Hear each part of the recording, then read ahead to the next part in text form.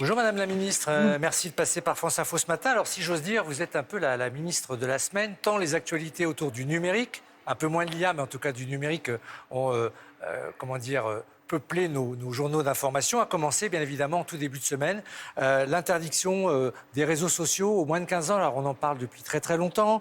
Le président de la République a demandé à ce que ce soit une procédure accélérée. Vous vous êtes greffé, si j'ose dire, à une proposition de loi d'une députée Renaissance. Ça a été voté en première lecture. Alors déjà, est-ce qu'on peut cadrer cette interdiction? Il y avait un article qui dit en gros, les réseaux sociaux pour les moins de 15 ans, peut-être à partir du 1er septembre, c'est terminé. Est-ce que je le résume bien? C'est ça, sauf qu'il faut quand même préciser sur qui porte la responsabilité. Elle porte totalement sur les plateformes, sur les réseaux sociaux.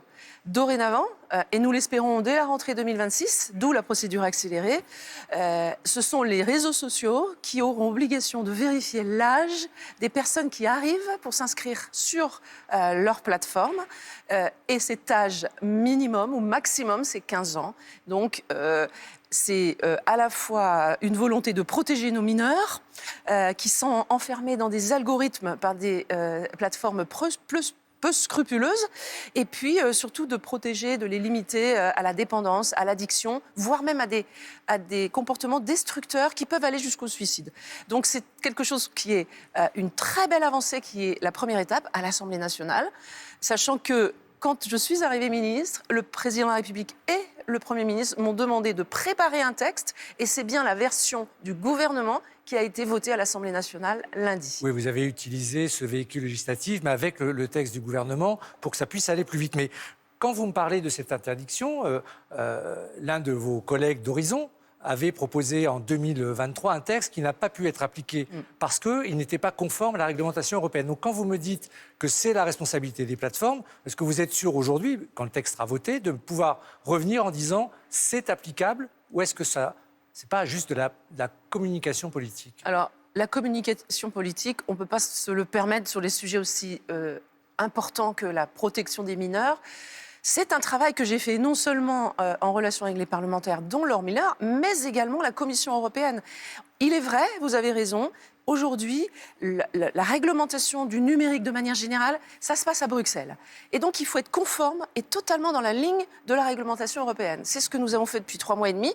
Donc, je peux vous assurer aujourd'hui que ce texte est conforme au DSA, exactement, le Digital Services Act, et qui va permettre notamment d'appliquer des mesures de vérification, de contrôle et de sanctions côté Bruxelles, mais par contre, l'âge à partir duquel les plateformes ne pourront pas autoriser l'accès, c'est bien 15 ans. Et c'est une évolution du droit européen qui s'est produit juillet dernier. Donc pour revenir au texte de Laurent Marcangeli, mon collègue Horizon, effectivement, ce n'était pas applicable. Il était précurseur, il était pionnier. Il faut rappeler qu'il a été voté, mais pas applicable en fait. Pas applicable parce que les lignes directrices du DSA n'avaient pas été modifiées, et un État, à l'époque, ne pouvait pas décider tout seul de l'âge de la majorité numérique. Alors il faut rappeler que le Digital Services Act, entre autres, est là pour réglementer ce que peuvent faire les plateformes. On a vu que ça avait valu quelques représailles à Thierry Breton, l'ancien commissaire, puisqu'il est interdit de séjour aux États-Unis. Est-ce que vous pensez, vous, que les plateformes n'ont pas l'impression qu'elles peuvent faire ce qu'elles veulent? Alors on parle des GAFAM, voire des GAMAM, Google, Amazon, Apple, Meta, etc., Microsoft, on a l'impression qu'ils font ce qu'ils veulent. Est-ce qu'ils ont intérêt à réglementer leur plateforme aux moins de 15 ans? Alors écoutez, le marché européen, c'est le plus grand marché au monde, en nombre de citoyens. Raison de plus, ça les intéresse.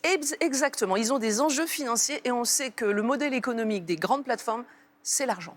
C'est de gagner de l'argent. Donc, il y a ici un potentiel qui fait qu'ils ne peuvent pas se permettre de regarder ou de balayer d'un revers de main le droit national français et le droit européen. Ils ont intérêt à s'adapter à nos règles.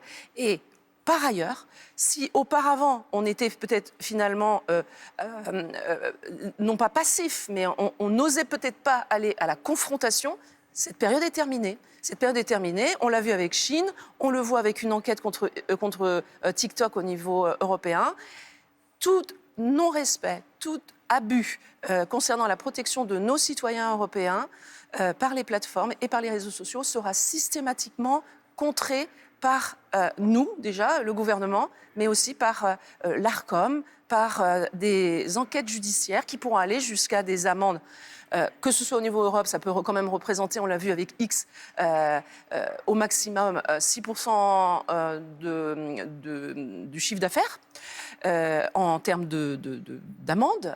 Et puis nous-mêmes, on saisit la justice en France, par exemple pour punir, pour responsabiliser aussi ceux qui relaient ou qui créent des contenus illicites, comme on l'a fait pour les poupées Chine.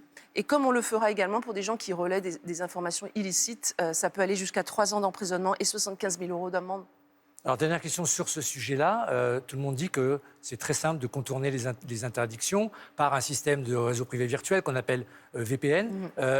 Est-ce que vous arrivez à vous prémunir de ça dans ce texte de loi, ou est-ce qu'on verra bien à l'usage, si j'ose dire? Alors, je pense que nous avons franchi une étape vraiment très, très importante lundi. Nous sommes le premier pays européen, grâce à la volonté du président de la République, à avoir mis cet âge, 15 ans. Ce n'est qu'un début, monsieur. Ce n'est qu'un début. Et donc, il y aura d'autres mesures beaucoup plus interministérielles qui concernent la santé, qui concernent l'éducation, l'égalité femmes-hommes. Bref, c'est une première étape. Des parlementaires ont fait des rapports. Le président a mandaté des scientifiques pour également évaluer la dépendance aux écrans. Donc tout ça, ça va aboutir sur du court terme, du moyen terme et du long terme, qui est l'Europe, à des nouvelles réglementations. Les VPN dont vous parlez, alors je ne suis pas naïve, je connais l'environnement numérique dans lequel nous évoluons tous. Évidemment que le VPN existe. Mais moi, si j'ai réussi, en faisant passer ce texte avec l'aide des députés, à protéger déjà 60, 65, 70% des enfants, parce que je rappelle que l'âge moyen de création de son premier compte social, réseau social, c'est 8 ans et demi. Ouais. 8 ans et demi, c'est incroyable. À 8 ans et demi, je ne pense pas qu'on sache qu'existe un VPN, à moins d'avoir la complicité d'un adulte. Donc, si on peut déjà avoir protégé une très large majorité, eh bien, on continuera. Et les VPN, c'est le prochain sujet sur ma liste. Alors, c'est presque un sujet très lié à ce qu'on vient de dire, c'est la cybersécurité. Vous avez fait un certain nombre d'annonces à ce propos. Juste, l'actualité nous amène à ce que France Travail ait été condamné par la CNIL pour un vol massif de données et donc un manque de sécurité qui a concerné 37 millions de chômeurs sur 20 ans. Heureusement, on n'a pas 37 millions de chômeurs aujourd'hui. Est-ce que ça veut dire que la France, en termes de cybersécurité, est une passoire? Oula, heureusement, non. Il y a eu beaucoup d'affaires de vol de données. Hein. Oui, non, mais que montre l'affaire France Travail? Ça montre que la cybersécurité, ce n'est pas accessoire. Ça montre que la cybersécurité, ce n'est pas quelque chose qu'on doit traiter en bas de la liste. Enjeu de sécurité, enjeu militaire, enjeu de souveraineté. Cybersécurité, cyberdéfense, mais là en l'occurrence cybersécurité pour France Travail et d'autres administrations centrales, mais aussi des entreprises privées, c'est que la cybersécurité, ça doit être piloté. Et ça doit être piloté au plus haut niveau de l'organisation, c'est-à-dire la direction générale. La cybersécurité, c'est du régalien.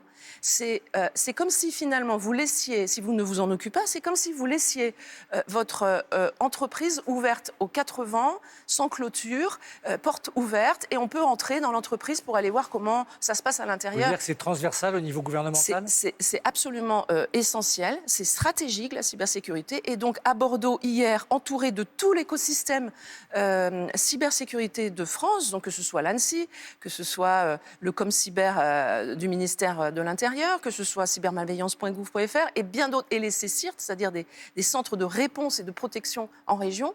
L'idée, c'était de dire l'équipe de France, elle est là. Au contraire, en France, on est vraiment avancé sur le sujet, on a une vraie vision, et cette stratégie nationale cyber, elle a cette vocation finalement, c'était de dire, depuis 2018 que Emmanuel Macron, le président, a lancé cette stratégie cyber, eh bien, on a fait un peu en marchant, parce qu'on était de plus en plus cyberattaqués, comme tous les pays du monde, hein, je veux dire, mais peut-être plus particulièrement la France, vu nos positions, eh bien, on n'est plus dans le réactif, on est dans l'organisation, dans la régulation, et on a surtout une vision de ce qu'on n'accepte pas, et on est en train de s'organiser, on s'organise pour ça. Avec des moyens financiers? Alors, on a eu des moyens dès utile. 2018. Oui. On a eu des moyens dès 2018.